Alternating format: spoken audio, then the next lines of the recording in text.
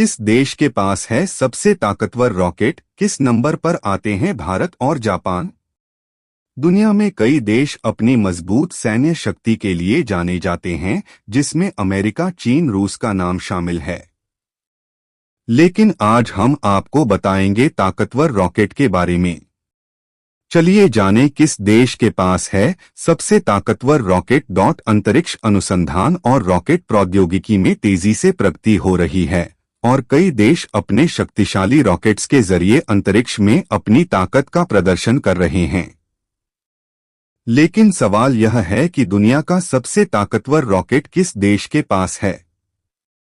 चलिए जानते हैं कि वर्तमान में सबसे ताकतवर रॉकेट किस देश के पास है। भारत और जापान किस नंबर पर आते हैं?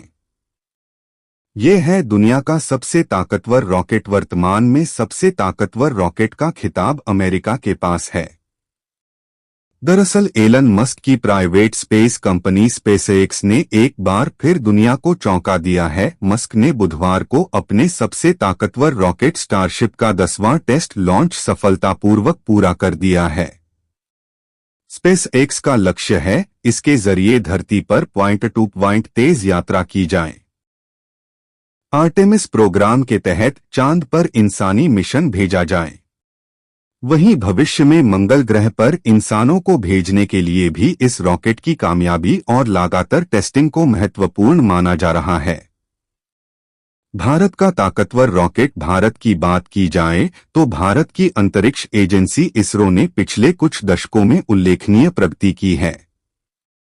भारत का सबसे ताकतवर रॉकेट GSLV मार्क 3 LVM-3 है, जो भारी पेलोड को अंतरिक्ष में प्रक्षेपित करने में सक्षम है।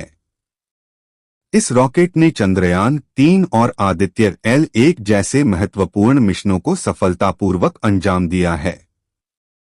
वैश्विक स्तर पर भारत का यह रॉकेट ताकतवर तो है, लेकिन यह अमेरिका, रूस और चीन जैसे देशों के रॉकेट्स की तुलना में कम क्षमता वाला है।